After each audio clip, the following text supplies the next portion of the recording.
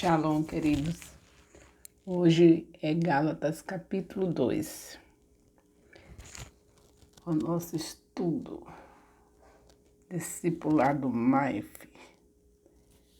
No estudo desse capítulo 2 de Gálatas, veremos Paulo dando mais detalhes sobre como a questão da justificação da lei estava entrando, como essa questão da justificação da lei estava entrando e sendo aceita por aquelas igrejas, defendendo que essa é uma doutrina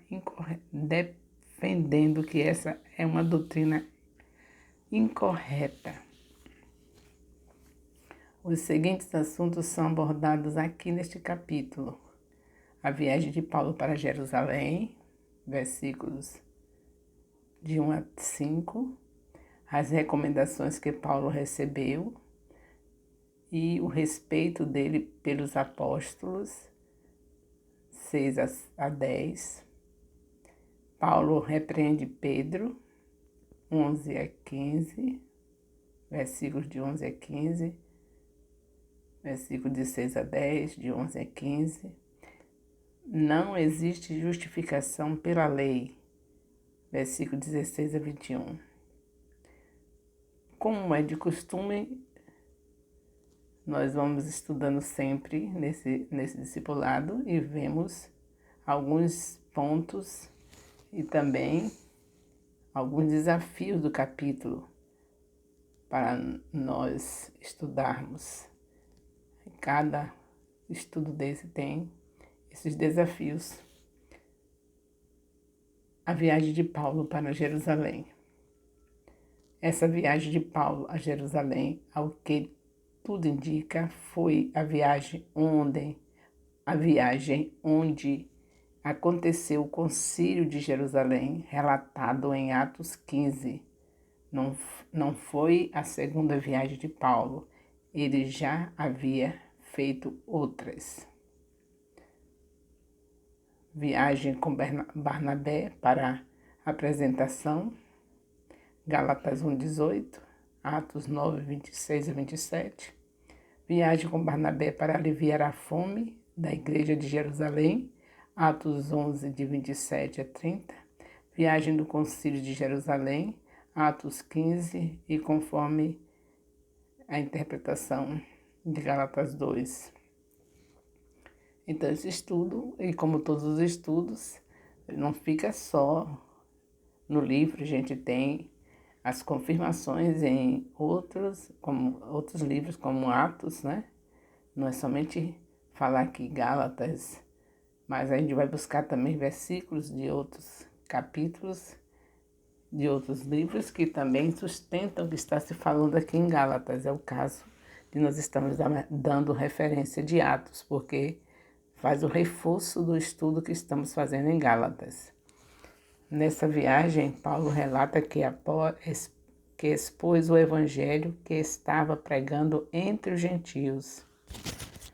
O evangelho que Paulo pregava era o mesmo que os apóstolos de Jerusalém pregavam para os judeus. Paulo usa essa viagem, entre outras coisas, para validar isso. A mensagem era a mesma, apenas o público era diferente. Os apóstolos de Jerusalém pregavam para os judeus, enquanto Paulo havia sido enviado para os gentios. Após essa viagem de Paulo, qualquer pessoa que acusasse Paulo de estar pregando algo diferente do que Cristo havia ensinado, cairia em descrédito, uma vez que os próprios apóstolos haviam validado a mensagem. Paulo também afirma que desde essa exposição do Evangelho que pregava que ele não tivesse corrido em vão. O que aprendemos aqui é que nós precisamos sempre ter a certeza de que não estamos trabalhando em vão, que o nosso trabalho para o reino é frutífero e que estamos no caminho certo. Para isso, precisamos depender do Espírito de Deus, validar o que falamos e pensamos na Bíblia e agirmos de acordo com a vontade do nosso Senhor. Para saber mais sobre Barnabé, nós podemos ver os comentários de Atos 11, 13, 14 e 15. Se quisermos saber mais sobre Barnabé, esse companheiro de luta, de viagens com Paulo.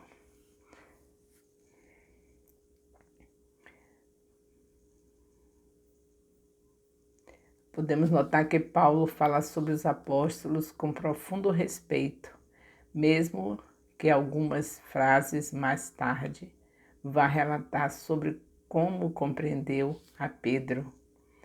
Aqueles que ministravam em nossas vidas, que ministram em nossas vidas, são dignos de respeito. As pessoas escolhidas por Deus para levarem a sua palavra são pessoas que merecem a nossa admiração. Paulo fala sobre isso diversas vezes em suas cartas, como em 1 Timóteo 5,17. Então, Paulo respeitou os outros apóstolos, mesmo sabendo que ele também teve o privilégio de ver Jesus depois de ressuscitado, na visão lá na estrada de Damasco.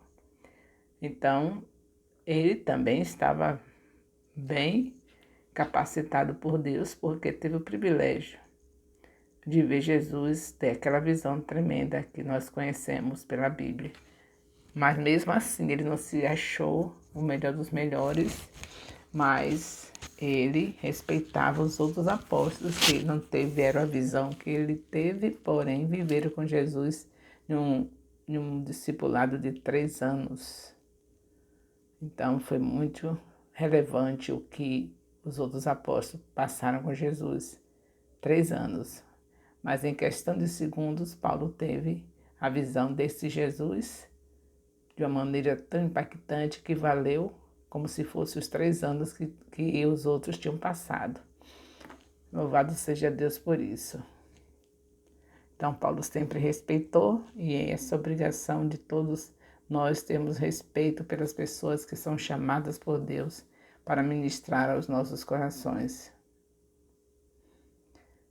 Ele dava honra à autoridade apostólica de Pedro e no mesmo texto afirma que sua atitude em um determinado momento era repreensível.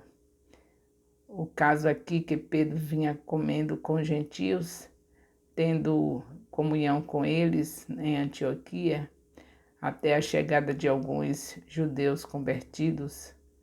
Quando essas pessoas chegam, Pedro começa a se afastar dos gentios com quem estava para ficar apenas com aqueles que eram judeus. Essa atitude deu a entender que a maneira correta de se viver, era vivida pelos judeus cristãos, que ainda guardavam muito dos preceitos da lei de Moisés.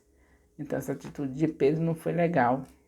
Por esse motivo, Paulo repreende a Pedro. Paulo confirma que Pedro teve medo dos judeus convertidos, de que eles o vissem com os gentios como se fosse algo errado, algo que ele não deveria fazer. Aqui temos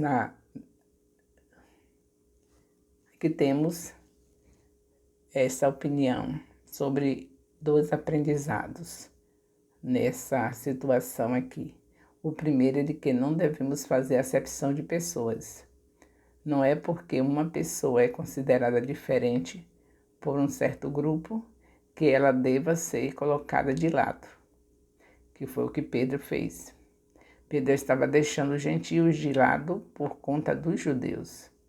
Vemos isso acontecendo até hoje. A gente deixa pessoas de lado por conta de algo que a gente está temendo.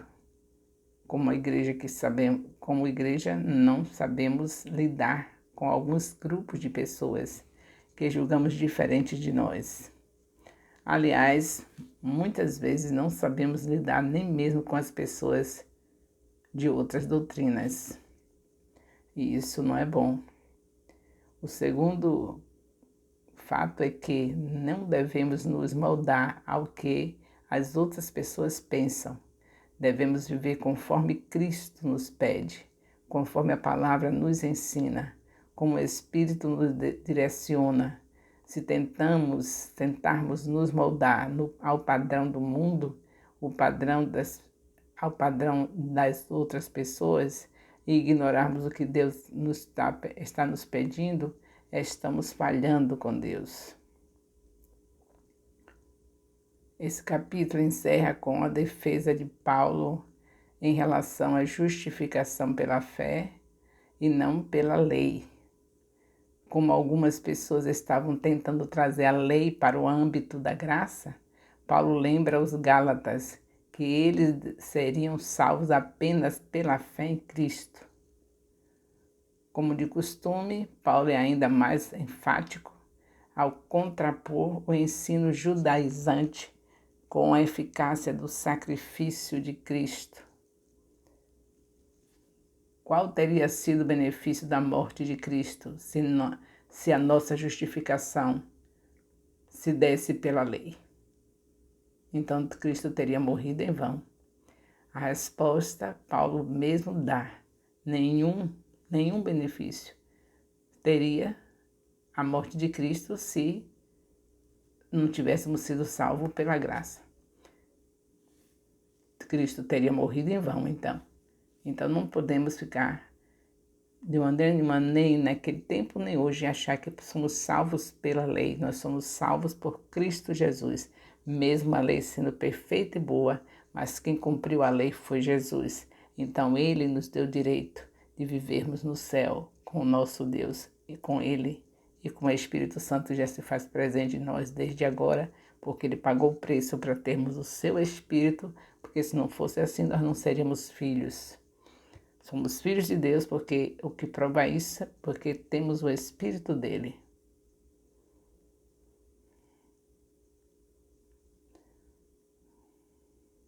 Nada é necessário além da fé para que sejamos salvos, porém a salvação produz em nós este mesmo sentimento.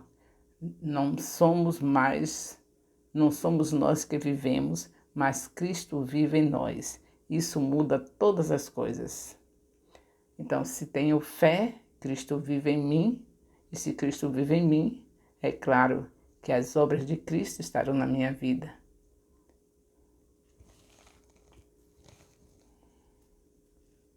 Louvado seja Deus, é isso que nós vemos aqui em Gálatas, esse comentário que estamos fazendo, e sabemos que realmente é tudo que nós precisamos, é ter o que Paulo tem indicado aqui, esse segundo capítulo dele aos Gálatas. O que ele está mostrando é que temos que viver pela fé. Não esquecer que fé tem obras, por isso é que nós produzimos boas obras para glorificar o nome do Pai que está nos céus. Logo que Jesus nos fez filhos de Deus pela sua morte na cruz, ele nos aconselha em Mateus 5,16 a fazermos boas obras para glorificar ao Pai que está nos céus. Então isso faz diferença. É porque já sou filha, porque você já é filho, por isso que não vamos deixar o nosso Pai envergonhado.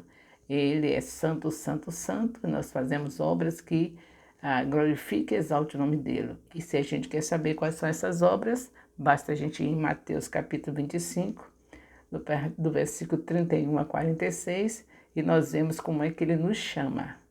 Vinde bendito do meu Pai, porque quando eu estava com fome, me deste de comer. Quando eu estava com sede, me deste de beber.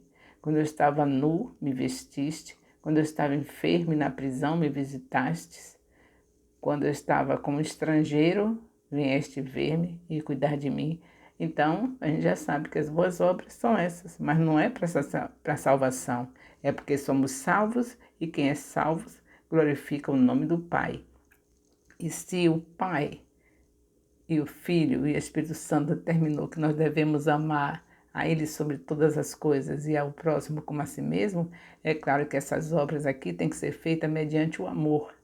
Por que eu vou dar água para alguém por amor? E se é por amor, eu não vou dar água sem falar de Jesus. porque que a pessoa que está com sede mais precisa é da água da vida, é a água que nunca mais teremos sede, que é Jesus. Então, se a gente está fazendo essa obra por amor, para glorificar o Pai, então não dou comida sem falar do pão da vida, do pão vivo que desceu dos céus, que é Jesus. Então, se eu estou falando, se eu estou cuidando do prisioneiro, a pessoa que está na cadeia, por amor, como aqui diz que é para visitar, então se eu vou visitar por amor, eu não vou deixar simplesmente que ele me veja ali visitando e falando como é que está você, mas eu vou também falar daquele que liberta. Vou dizer para ele que se Cristo libertar a ele, a qualquer um que a gente for visitar na cadeia, verdadeiramente eles serão livres, mesmo dentro daquelas grades. Então, tudo que é por amor, traz Jesus, porque Ele é que nos amou primeiro e Ele é o amor. Então, está tudo dentro daquilo que nós... Essa carta está tudo mostrando o que a gente tem que fazer. Devemos viver pela fé e não pela lei. Louvado seja Deus. O amor de Deus, nosso Pai, a graça salvadora do nosso Senhor Jesus Cristo, a comunhão do Espírito Santo seja com todos os discipuladores, com todos os discípulos do MAI FJ, com todos os líderes de célula, componentes de célula do MAI FJ, desde agora e para sempre. Amém. Louvado seja Deus.